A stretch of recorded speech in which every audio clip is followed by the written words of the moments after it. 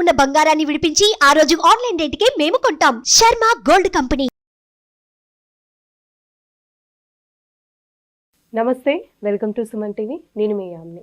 ప్రస్తుతం మనతో ఉన్నారు ప్రముఖ ఆధ్యాత్మికవేత్త, ప్రముఖ జ్యోతిష వాస్తు పండితులు మాడుగుల శివప్రసాద్ గురువు గారు ఉన్నారు. గురుగారితో మాట్లాడి మనకున్న సందేహాన్ని అడిగి తెలుసుకుందాం. నమస్కారం గురుగారు. ఆశీర్వచనం తల్లి. గురుగారు, ఇప్పుడు జూన్ నెలలో అండి, అసలు వృషభ రాశి వారికి ఏ విధంగా ఉంటుంది, వీళ్ళకి సంబంధించిన పరిహారం అంటూ మాకు తెలియచేయండి. శ్రీ మహాగణాధిపతయే నమః. ఐం మహాసరస్వత్యే నమః. శ్రీ లలితాంబికాదేవియే నమః. వృషభ రాశి వాళ్లకు ఈ జూన్ మాసంలో మిశ్రమ ఫలితాలు గోచరిస్తున్నాయి. అనుకున్నటువంటి పనులు సగం మాత్రమే కావటం, సగము కాకపోవటం.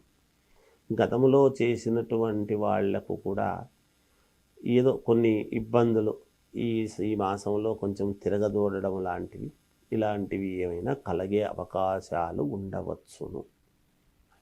మామూలుగా అయితే వీళ్ళకు ఇంట్లో బయట వీళ్ళు చెప్పినటువంటి మాటలు నెరవేరాలి. కొన్ని మాత్రమే, కొంతమంది మాత్రమే వినటం, కొంతమంది చూద్దాములే అని పక్కకు పెట్టడం జరుగుతుంది.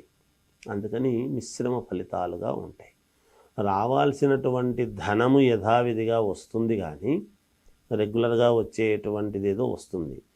కొత్తవి ఏమైనా ప్రయత్నాలు చెయ్యాలి అనేటువంటి భావనలో వీళ్ళు చెందినా అవి అసంపూర్ణముగానే ఉండేదానికి అవకాశాలు ఎక్కువ. అంటే పూర్తి అవుతాయి అనటానికి ఉండదు. ఎందుకంటే గ్రహస్థితులు అంత అనుకూలముగా లేవు, ఏదో కొంతవరకే ఉన్నాయి. ఏమైనా కొన్ని ముఖ్యమైనటువంటి పనులైతే మళ్ళీ చేసుకోగలుగుతారు, అవుతాయి. అదేమిటి, చిన్న చిన్నవి జరగలేదు కానీ ముఖ్యమైనటువంటి పని అయింది కదా అనేటువంటి భావన కలగవచ్చును. అదే కదా మిశ్రమ ఫలితాలు అంటున్నామే, కానీ మరీ పూర్తి బాగుండదు, ఇంకా జీవితం అయిపోయింది ఇక్కడికి అనేది ఏం ఉండదు. ఉంటుంది సహజం. అన్నీ సమానముగా ఒకేసారి అనుకూలించాలి అనేటువంటిది ఎవరికీ ఉండదు గాక.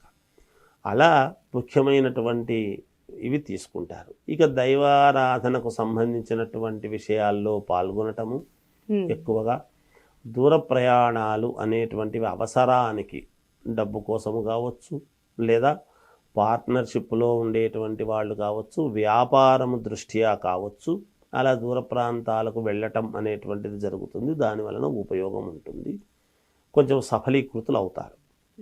ఇంట్లో శుభకార్యాలకు సంబంధించినటువంటి విషయాలలో కొన్ని కీలకమైన నిర్ణయాలు తీసుకుంటారు. అంటే వివాహానికి సంబంధించి అంటారు. అంతే కదా, శుభకార్యాలు అన్నప్పుడు నామకరణాలు కావచ్చు, వివాహాలకు సంబంధించింది కావచ్చు. వివాహాలు ఈ సంవత్సరం ఆగస్టు వరకు చేసేదానికి లేకపోయినా మంచి మాట మాట్లాడుకొని ఖాయం చేసుకోవటానికైతే ఇబ్బంది ఉండదు కదా.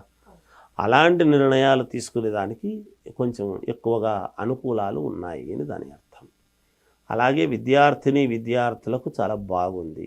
చదువుకునేటువంటి వాళ్లకు యోగదాయకముగానే ఉంటుంది కాక, అనుకున్నంత ఫలితాలు సాధించుకోగలుగుతారు, మేలు జరుగుతుంది, ఎలాంటి ఇబ్బందులు ఉండవు.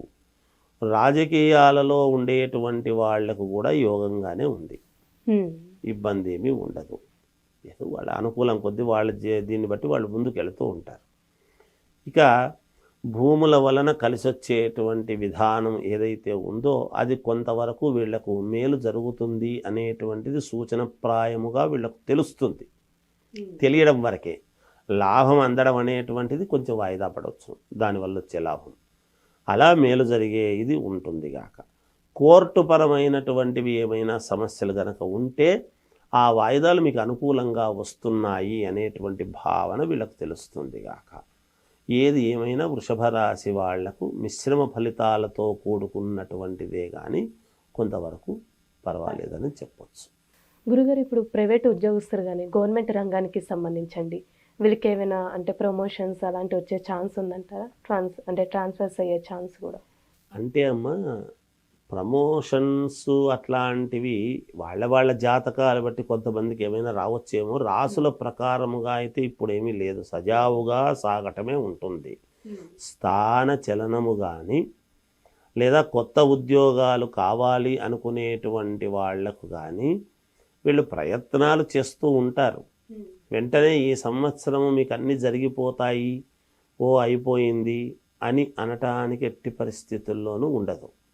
కొంత టైం అయితే పడుతుంది. ఈ మాసము అంత దానికి అంత యోగకరంగా ఉన్నట్టుగా లేదు. ఎందుకంటే ఇప్పుడు అప్గ్రేడ్ కావాలి అనుకునేటువంటి వాళ్లకు కానీ, ఇప్పుడు అంటే మామూలుగా ఉద్యోగంలో కొంచెం ప్రమోషన్లు కానీ స్థానచలనం ఇంకో ఉన్నతమైనటువంటి స్థితికి వెళ్ళాలి అని అనుకుంటే ఈ మాసం అంత అనుకూలముగా లేదు. ప్రయత్నాలు చేసుకోవడంలో తప్పు లేదు, మనిషి అన్న తర్వాత ప్రయత్నాలు చేసుకుంటారు.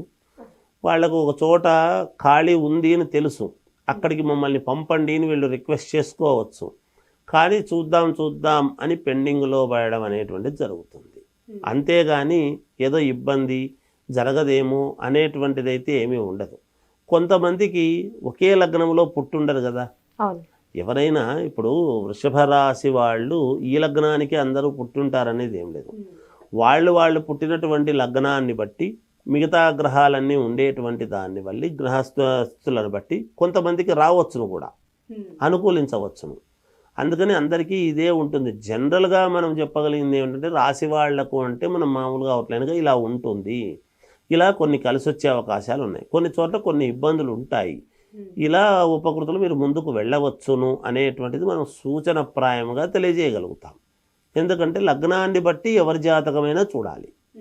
అందరి లగ్నాలు ఒకటే టయానికి ఉండవు కదా. అందువలన ఎవరు ఆందోళన చెందాల్సినటువంటి పనేమీ ఉండదు. అందుకని ఎక్కడా భయపడాల్సిన అవసరం అయితే ఏం లేదు. అంటే పరిహారం ఏం చేసుకుంటే మంచిది? పరిహారము ఎవరైనా వాళ్ళ ఇంటి దేవుణ్ణి ముందు మర్చిపోకూడదు. మన ఇంటి ప్రధాన గడపను ఎప్పుడైతే ముందు మనం ఏ పండగ వచ్చినా ముందు ఇంటి తలవాకిలి ఇంటి గడపను ఎట్లయితే కడుక్కొని శుభ్రం చేసుకుంటామో మొదట, అలా ఇంటి దేవుణ్ణి ముందు ఆరాధన చెయ్యాలి. ఇంటి దేవుణ్ణి ఎంత ఆరాధిస్తే అంత వీళ్లకు మేలు జరుగుతుంది కాక. మంచి పరిహారం తెలియజేశారండి, ధన్యవాదాలు. జయవస్తు. సుమన్ టీవీలో మీ పర్సనల్ అండ్ బిజినెస్ ప్రమోషన్స్ కోసం కింది నెంబర్కి కాంటాక్ట్ చేయండి.